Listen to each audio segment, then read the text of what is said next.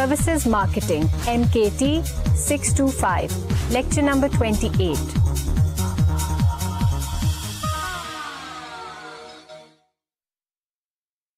Assalamu alaikum, Khawateen Hazrat. This is Wasim Hassan, your instructor for the course Services Marketing, MKT 625 at the Virtual University of Pakistan. I welcome you to lecture number 28 of the course. We are learning the importance of the concept of operational position. And I did say a few words about the concept toward the end of the previous lecture. Let me start where I ended. Before I start talking about the why and how side of the operational position, I would like to take you back to the manufacturing side in order to draw a comparison for your benefit. You know very well that in manufacturing, manufacturers could opt for an operational position. And when they do that with a certain rationale and logic.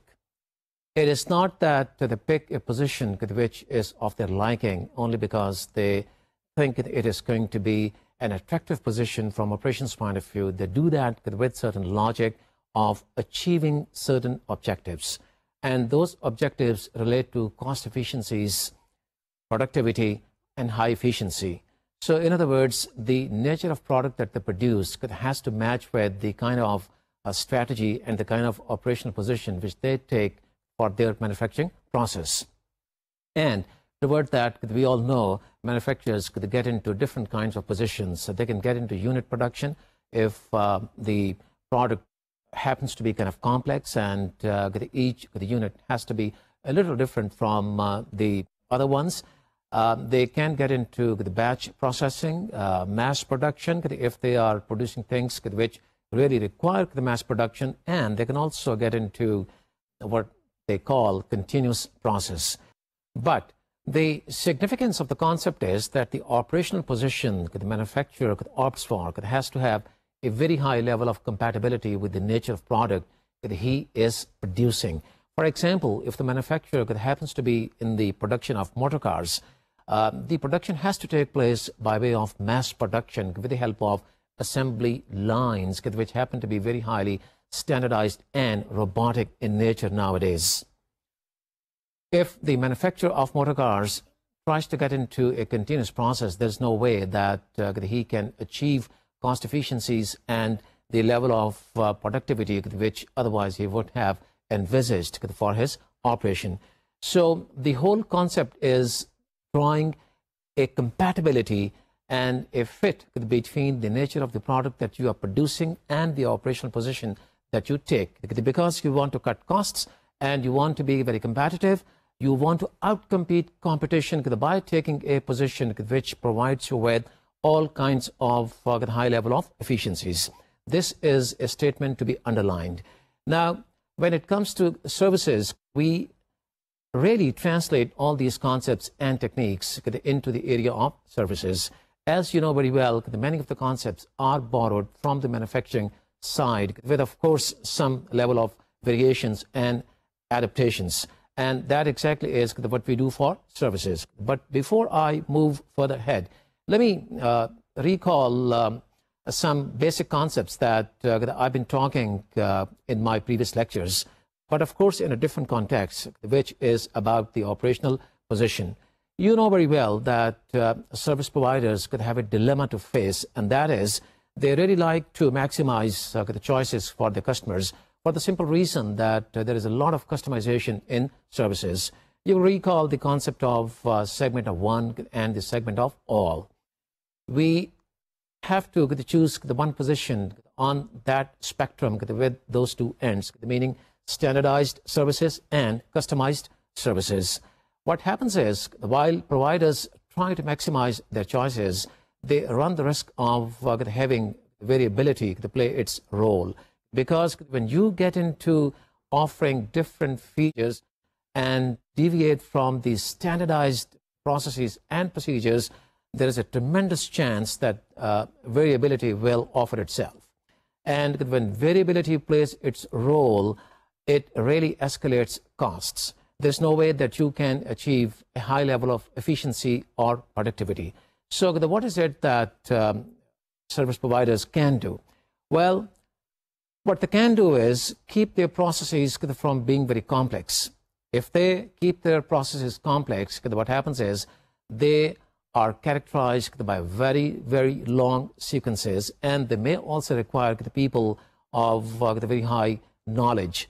Now, this is not to say that the highly knowledgeable people are not required by services providers. All I'm saying is that when you are trying to standardize a service, you have to see to it that the processes are kind of de-skilled, meaning all those steps and tasks which can be standardized by having people who are not very highly specialized in providing one particular sophisticated task. It is better to have service simplified in that particular way. And this is what service providers do. They try to keep their services simplified. This, again, is not to be confused with the oversimplification of service design. That is something entirely different, and it is from that standpoint that I talked about service blueprinting and having a design which has a proper fit with the expectations of your customers. Keeping your service simple or simplified is something else. Meaning you have to keep the process flow such that it does not offer you undue challenges, and you do not really get into the undue customization which can make your life difficult. It is good to face challenges, meet them, surmount them, but it is not good to get into those challenges which are unproductive, and getting into features which are not really liked by a huge body of customers may be something which you might like to withdraw. Now, coming back to this simplification, let me give you an example from the retail market. Just think of the supermarket which has recently offered a delivery service, meaning you can choose things, and then it is the responsibility of the supermarket to have those things delivered at your place. Only for the supermarket to find out very soon that the service is not really catching on, because customers still like to come to the supermarket, look for things by themselves, and carry those things home by themselves. That is something which provides them with an opportunity of creating an occasion out of the shopping spree. So the supermarket in that particular case should withdraw that additional feature which it thought would attract more customers, because it is something which is not attracting a large amount of customers, and it is something which is employing resources of the organization and are not being very productive. It is better to withdraw those resources and re-employ those for the in-house, meaning the in-store services. It might be much better for the supermarket to strengthen the in-market services than to start offering something which is an undue challenge, and a challenge which has been proven undue by exercising that. There is nothing wrong in trying to introduce a new feature to an existing service or redesigning a service. What is right is that you try to conclude as soon as possible with the help of empirical evidence whether that additional feature is working or not. So this is precisely what is meant by keeping your services simple or simplified.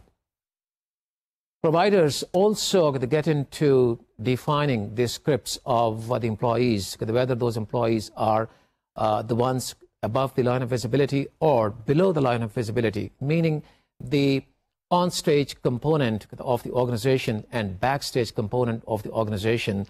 The scripts have got to be specified by the concepts of like division of labor, specialization of jobs, cross-training, and so on and so forth. Now, these are the kind of concepts which we are very familiar with, and these are the ones which we have to employ in order to see to it that the division of different activities in terms of the process flow takes place according to the concepts that I've just talked about, and thereby keeping the service very well coherent, understandable by each and everyone, and whereby we can keep the relationships very simplified, straightforward, and where everybody knows what is it that he is trying to do and is supposed to achieve. That is extremely important. After defining these scripts very explicitly, providers could also get into what you may call a replacement of the human input with machine input. Now, this is something which is all about automation and computerization. And the reason that we bring in computerization and automation into the services processes, because services basically are a function of people, processes, and physical evidence. People and processes are extremely vital and very sensitive because the investment basically goes into these two P's. Now, this is not to say that physical evidence is not important. It certainly is extremely important, depending upon the nature of service again. But all I'm saying is, because people and processes are very important, it is a good idea to replace input by people with input by machines wherever it is more productive and it can be more efficient. Automation brings in consistency, and consistency goes very well with standardization. If the objective is to achieve standardization, because we're trying to draw a parallel with the early days of the factory system, then it is extremely important that we introduce some level of automation and computerization. The examples are the ATMs. I think a classical example which has a universal application and appeal. You can use that machine for so many different purposes. It is not that an ATM serves the customers of one particular bank where it is situated. There are the ATMs which entertain customers from so many different banks, and there are ATMs which also accept credit cards for withdrawal of cash, and so on and so forth.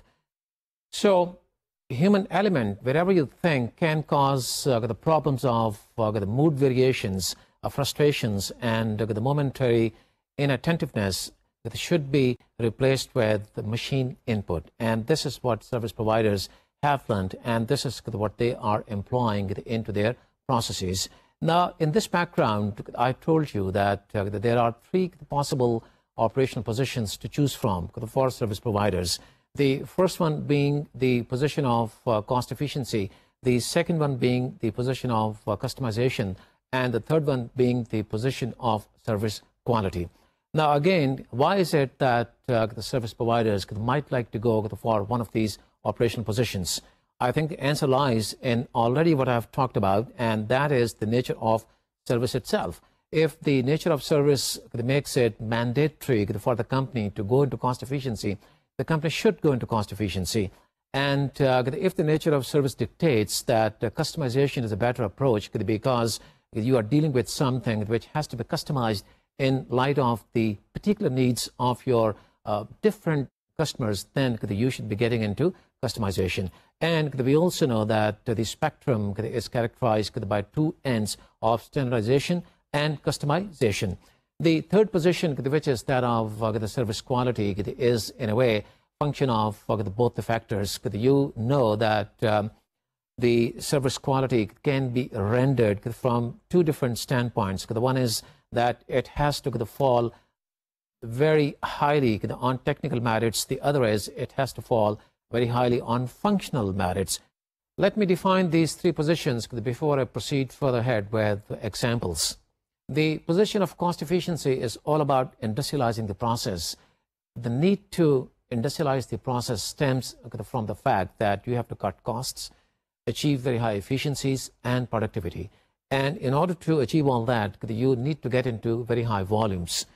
And getting into high volumes means that you are dealing with a large number of customers. And to do that job efficiently and productively, you have to industrialize the process. I'm going to talk about the job design and the requirements for that particular design when it comes to all these the different positions, which will make the concept even more explainable and understandable. From this particular standpoint, it becomes very important for service providers to do things right the very first time, because it is such a process which is taking place at great speed. Just think of the fast food the restaurant concept, and you will know what I'm talking about. The sequence takes place in a very standardized manner, and with one mistake or error, on part of the one worker is going to disturb the whole chain or the whole sequence. And therefore, industrializing the process in a way that everybody understands his job and performs that to the best of his ability by not making any mistakes is what it requires to standardize the process and to achieve high efficiencies.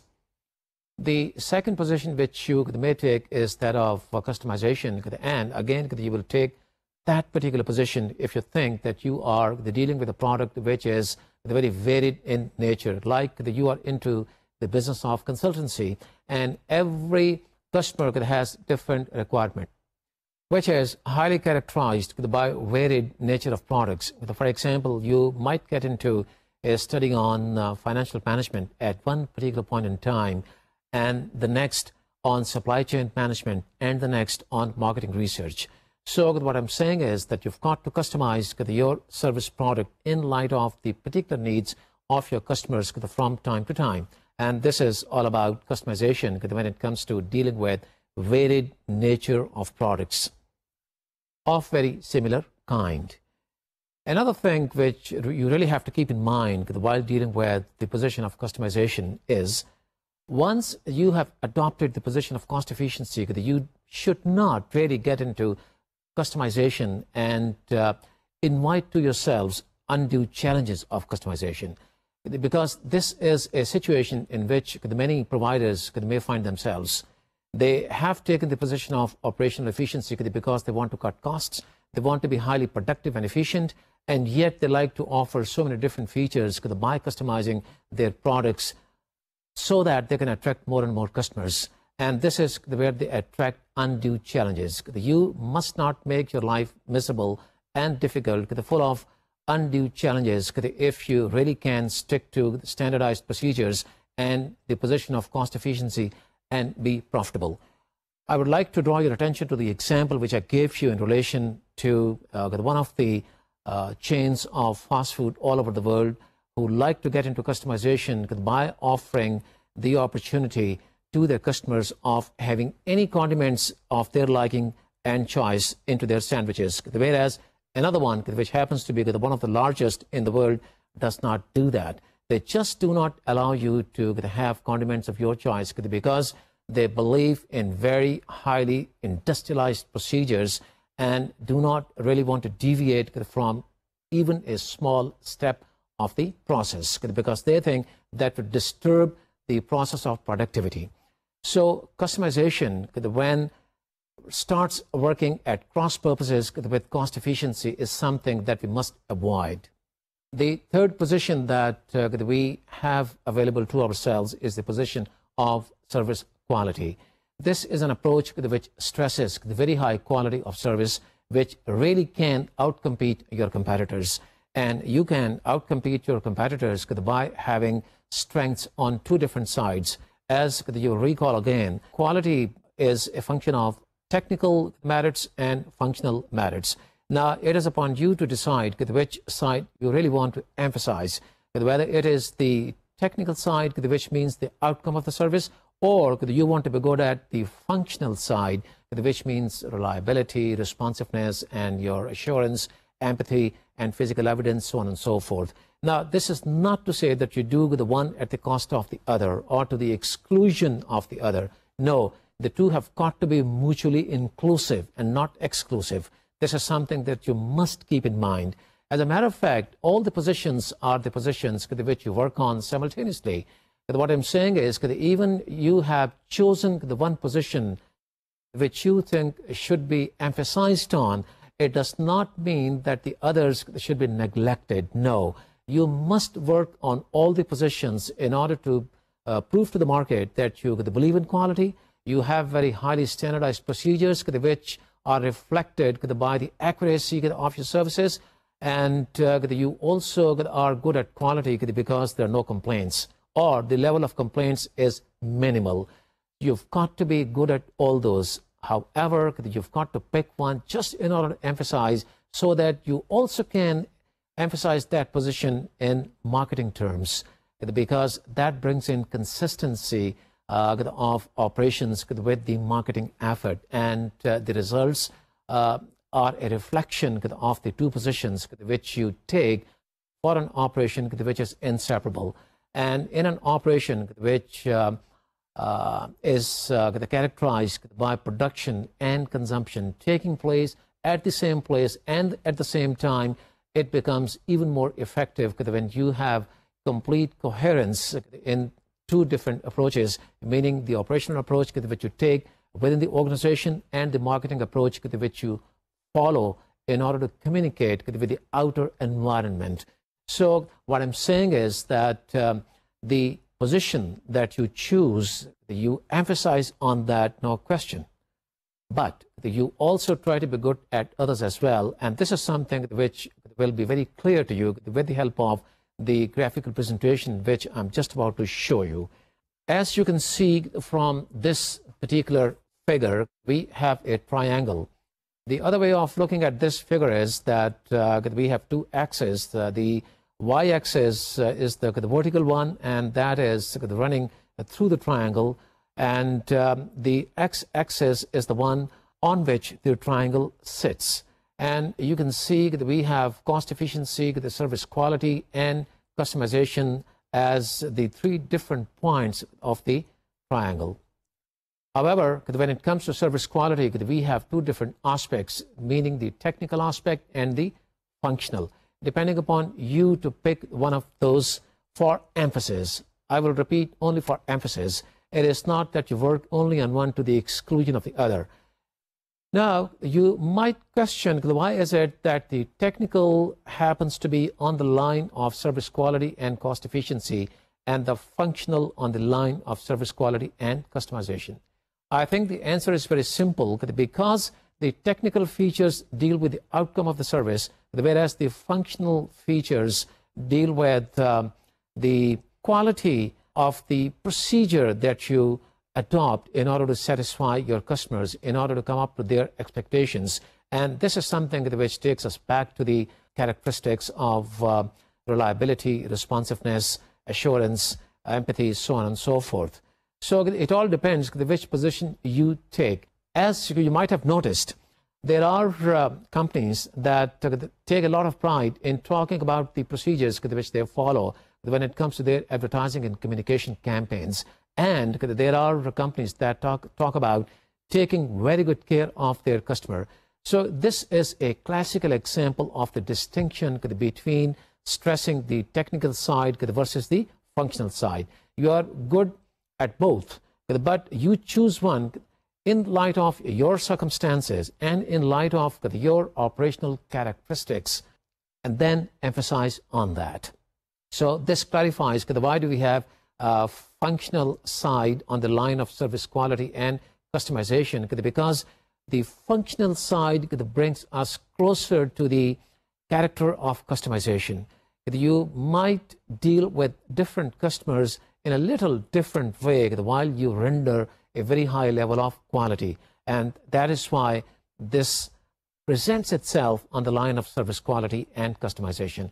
However, if you decide to stress the technical features, then you have to be on the line of service quality and cost efficiency, because many of the procedures that you follow to achieve your service quality are the ones which you follow also for achieving cost efficiency. You have to have a very highly industrialized procedure which can assure lower costs and high productivity. And that is true for both the positions, meaning service quality as well as cost efficiency.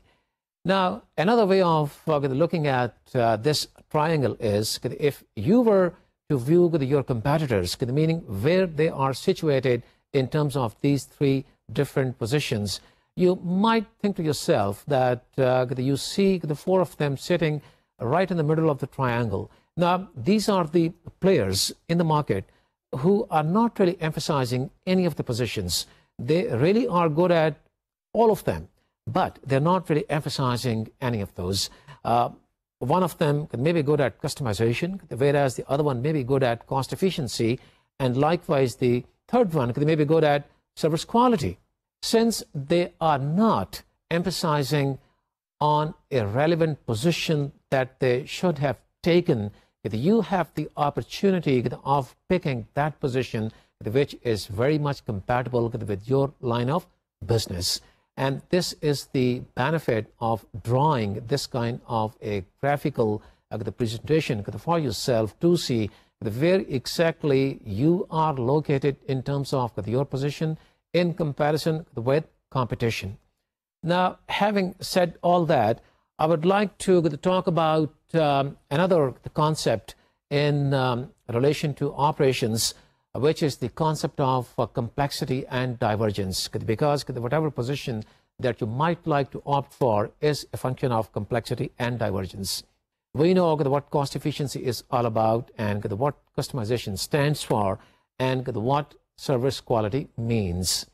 Having known all that, we must also understand the basic denominator that really defines one of those positions. Well, every position that you may take in the marketplace is a function of complexity and divergence. Complexity refers to the number of steps and the sequence involved in executing those steps. This takes us back to the blueprinting. If you have a very long sequence to follow, regardless of the on-stage component and the backstage component and the processes, meaning the total process, if it happens to be very long, you can say it is complex. If the sequence is not very long, it is less complex. And if it is brief and short, it is not complex at all. Variability is something which defines divergence. So obviously, what I'm talking about is when you're dealing with customized kind of products, you have to have the character of variability because you are customizing products for different needs and for different customers. So divergence refers to the variability and the latitude involved in executing the service.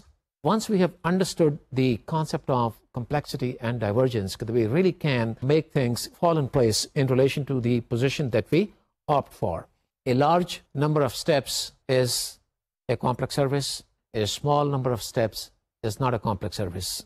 A service which really necessitates for us to be flexible, having latitude for different customers, is the one which reflects divergence. And these are the two factors which we incorporate while we come up with the service design. And service design basically is a function of blueprinting and all the relationships that we try to develop on that blueprint by looking into different tasks and the nature of activities that we can lump together and then see which are the ones which should take place above the line and which are the ones which should take place below the line.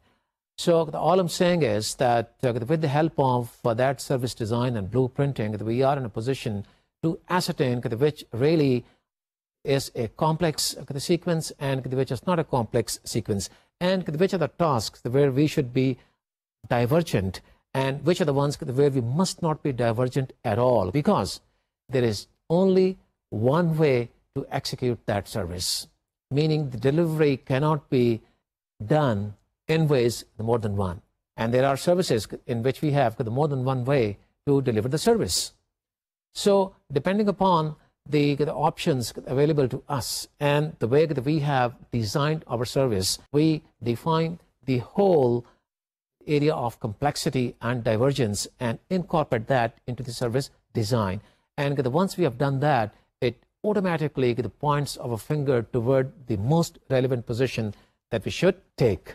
The factors of complexity and divergence, in other words, have to correspond to the position that we take.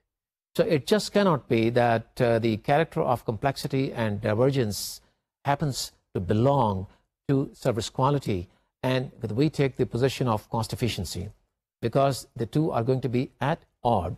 There's got to be complete coherence and relevance between the two. Let me now explain this with the help of another slide, which is going to clarify this particular concept. As you can see from this matrix, we have x-axis and y-axis. X-axis reflects complexity, whereas y-axis is a function of divergence. Where the two meet is the low point of both the factors, meaning the complexity is the lowest at this point, and so is the divergence. If you move rightwards, complexity gets higher and higher. If you move upwards, divergence gets higher and higher.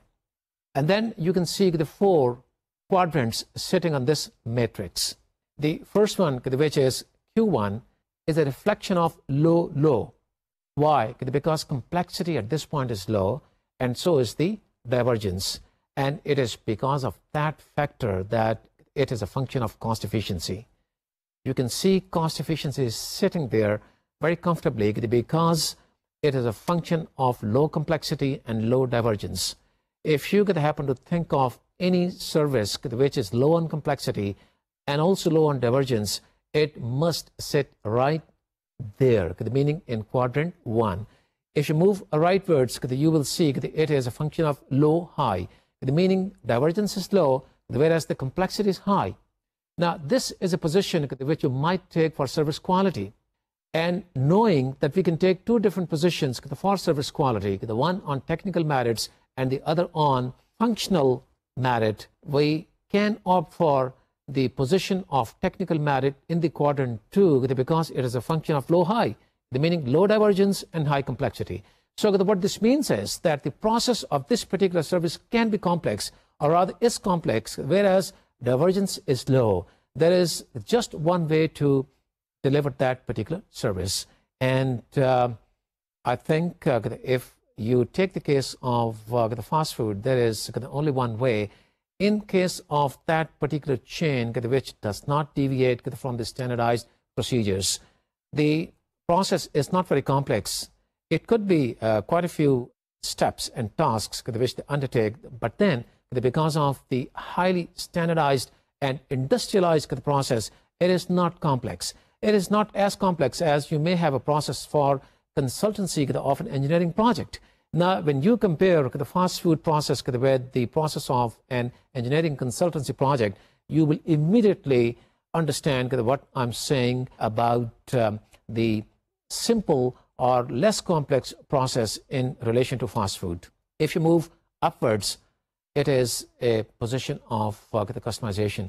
But before I start talking about Q3, let us go back over into quadrant 4, because that also is a function of quality and other side of quality, which is reflected by high functionality, meaning high divergence. And that is why this quadrant is known as high-low, meaning you are high on divergence but low on complexity. The complexity of the process is very low, whereas the flexibility and the latitude that you have in order to deliver a high quality of service is very high. And here we can talk about the couple of industries with the help of examples later on. And before that, I would like to take you to quadrant 3, which is all about customization. And this is the third position that we can opt for. And this is high, high. You will agree with me that customization is high on complexity because you are customizing your service. And you may have to be flexible in your processes. And this calls for empowerment of your employees because they might have to deviate from a standardized procedure using their extra powers in order to be responsive to the needs of your customers. And therefore, it can be very complex on the complexity level. And likewise, it also is very high in terms of divergence because you need to have a lot of flexibility and latitude to be good at delivering that service of high quality. And you know what I'm talking about. It's a function of all those quality factors which define quality. And we don't really have to go back to those points over and over again. The matrix from that point of view really explains to us why is there a very close relationship between the two components of complexity and divergence with the position that we might opt for, meaning an operational position. And this relationship is something which lays the ground for getting into action after choosing a particular position. Now, I would like to take you to another graphical presentation just to make this concept more convincing and more understandable for all of us. This slide is divided into 4 different columns, and it basically is the same complexity divergence matrix. The very first column shows the kind of industry, whereas the next one is all about complexity, meaning the level of complexity, low or high, whereas the third one reflects divergence, again low or high, and the fourth one is the position that we have taken for that particular industry, meaning the operational position of either cost efficiency or service quality, on functional dimensions or technical aspects, or the position of customization. Let us go back to the industry.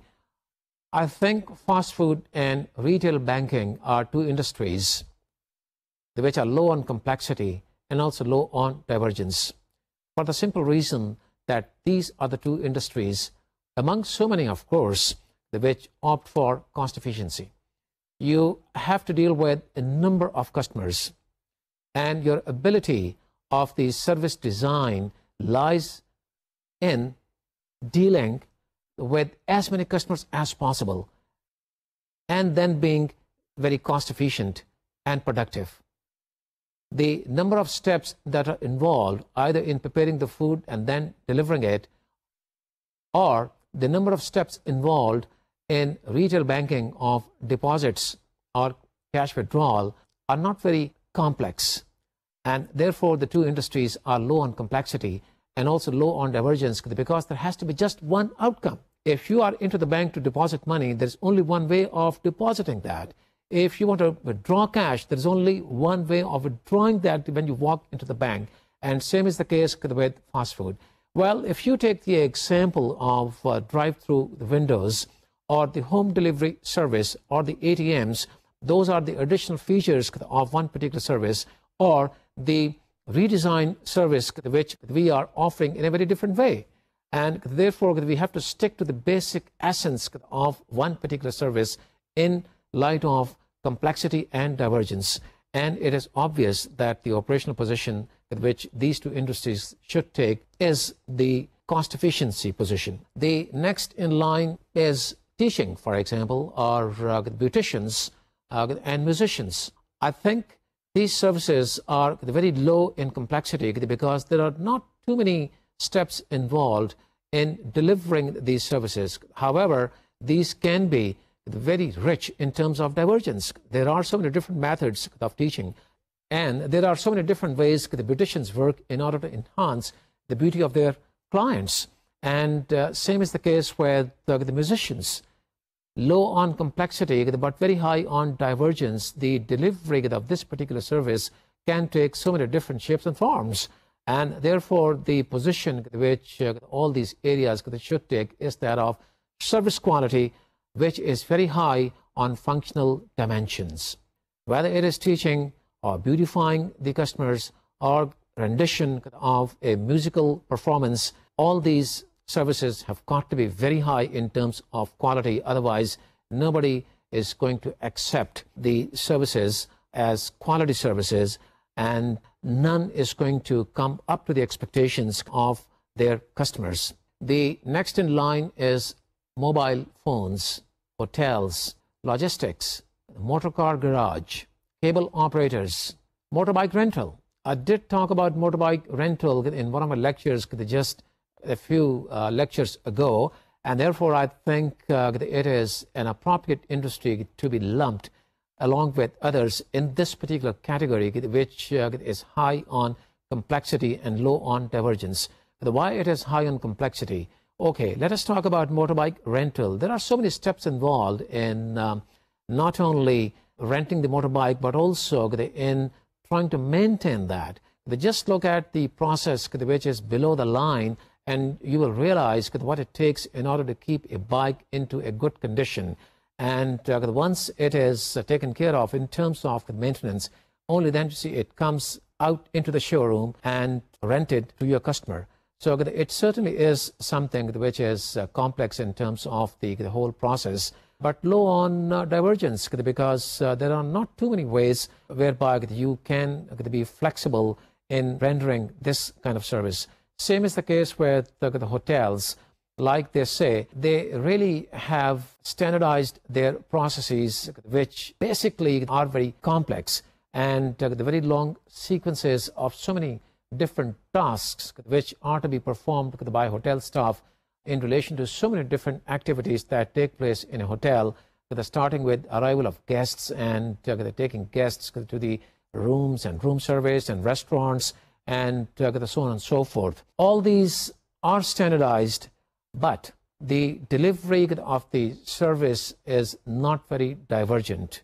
You have to be responsive and flexible given the situation of complaints. Wherever you have to stage a recovery strategy, you have to be divergent, no question about that. But if the service is rendered the way it is defined, it should be low on divergence, and that's the way the hotels define their services. And same is the case with logistics. I'm trying to explain all these examples so that we all can fully understand the concept of complexity and divergence, along with the operational position that we may choose for our line of business. If you take a very close look at logistics, let's talk about the export side of it, starting with picking the shipment from the factory gates, to transporting goods to the port city, to going through customs, to loading the stuff on the boat, to the destination of the shipment in a second country, to again going through the customs and clearance and land transportation for having the goods arrive at the final destination. The number of steps and the sequence involved is full of complexity.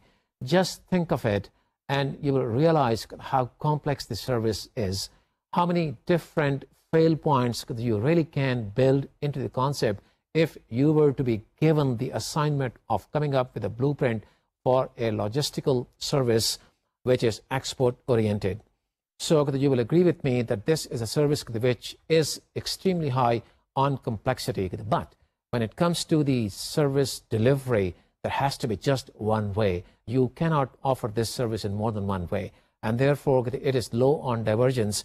And the position this company should take is of service quality on technical aspects, because the company really has to specialize all the activities of transportation, of exports, of ocean shipping, as well as the air transportation, and then customs clearance, and then the systems and procedures and the laws of the country where the shipment is going, and the relationship, marketing, and management with people there who are going to be of help for clearance of the shipment, and so on and so forth.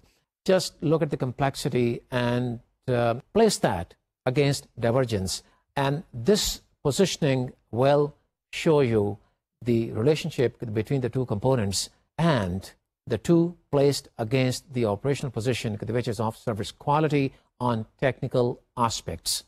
Mobile telephones could be another example, and I would leave that to your imagination as to the number of steps which are involved in the whole process, right from issuing you the subscriber's identification module, meaning the SIM, to the billing, and so many different processes associated with the product features that mobile telephone companies offer. And you will come to the conclusion that the process is complicated because it is lengthy. But then again, the divergence factor is very low, and the service quality has to be extremely good on technical aspects. This is not to say that the company can get away with the functional dimensions. No, but keep in mind that any company has to be good at all the positions, but we are talking about these relationships in light of the operational position that we may opt for. The other position is that of customization, and if you go back to the first column, we have consultancies as the industry of our example. You might think of other industries and put those into this column just in order to draw relationships between complexity, divergence, and the operational position which that particular industry or industries might take. Consultancies, like I already have explained to you, because of the customization procedure, could be very high on complexity and also on divergence. So this is one of those industries which is the high situation, and that is why it sits in quadrant 4 in the matrix, which I just showed you in the preceding slide, and that is why the position that this kind of industry must take is that of the customization. Having had the understanding of the operational position in the light of complexity and divergence, we're all set to define our operational goals. And once we have defined the goals, we can get into things like the facility layout and the facility design, and then the job design itself, because job design basically is what really refers to the service design, and that is something which really takes us into the blueprinting of the service design. But it is very important to understand what kind of goals we can have under different operating positions that we might opt for. For example, if we were to take the position of cost efficiency, obviously our goals are going to be very high cost efficiency and productivity. And in order to achieve that, we have to aim for very high volumes. If we cannot really achieve volumes, we fail at achieving the goal that we have set to ourselves, and we may not be a successful service. And because we really want to go for very high volumes by dealing with maximum number of customers, we have to design our service in a way which really highlights the on-stage component of the customers in a way that we end up dealing with a number of customers, meaning whereby we can maximize our interaction with the maximum number of customers. And at the same time, we also have to keep the sequence kind of simple, meaning the number of steps involved in that particular interaction should not be too many. And that is why when you go to a fast food restaurant, you see that the steps involved are not too many. You walk up to the counter, place the order, make the payment right then and there to the same person, gets the tray full of the order from the same person, carries it by yourself to your table, and that's the end of the service. Well, I'm oversimplifying it in terms of my expression, but all I'm saying is the on-stage component is kept to the minimal, and that is the characteristic of the design of the cost efficiency goals.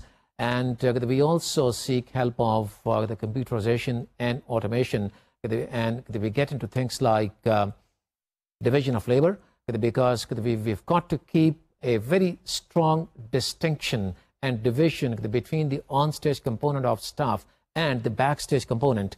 The processes are highly industrialized, and that's the kind of labor which is different from the ones who are serving the customers. And the component of processes is highly industrialized, and it is for that industrialization that we need help of automation and computerization. So these are the goals of the cost efficiency position. When it comes to the service design, again, it has to be such which really helps us in maximizing our contact with the maximum number of customers. If the place is cramped and is not designed in a perfect way, whereby we really can interact with the number of customers as we should have projected in our forecasts, we have done something wrong with the layout of the service facility and the design, because the design has to be such which facilitates achievement of efficiencies and productivity. When it comes to the service location, it has to be such which really ensures very high volumes, because in the absence of very high volumes, we again cannot achieve efficiency and productivity. What is the job design, or what do you think is the impact on the job design in terms of this particular operating position? Well, there could be so many different factors of the job design, which I will be talking in the next lecture for the shortage of time, and I rather will give you a summary of all those factors which I have explained to you during the lecture today.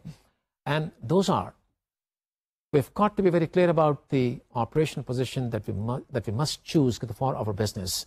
we must not go ahead without an operational position, because operating without that does not really bring us into the kind of limelight that we deserve. And if we have chosen the right operational position, that also helps us in picking the right marketing position and thereby enabling us to go for the right communication strategies, which is a subject I'm going to talk about later. Another thing is the factors of complexity and divergence are to be understood very clearly to be able to opt for the right operational position. And I've given you examples of so many different industries as to how complex they are in terms of their sequences and how divergent those can be in terms of the quality functions. There are many industries which are very low on divergence, and there are industries, not many, which are high on divergence. Industries which are low on divergence could be the ones falling either for cost efficiency or quality on technical features or functional features. Services which are high on divergence are the ones which are customized. And customization is an operational position which is a difficult position and is the one which does not really allow us the benefits of very high efficiencies and productivity. And therefore, we've got to be very careful about choosing that position. And we should choose that position only if we are dealing with kind of a product which is of varied nature, like consultancies. I think that is the best possible example to explain what the concept of customization is all about. And that with that concept of operational position that we can choose and the factors of complexity and divergence, I think we are all set to be able to incorporate into our service design the factors of location, the facility design, and the job design, which is extremely important. We have talked about the job design in great detail in relation with the blueprinting, but in the next lecture, I'm going to talk about the job design in the light of the operational position that we have chosen. I thank you for the attendance and look forward to talking with you in the next lecture. Allah Hafiz.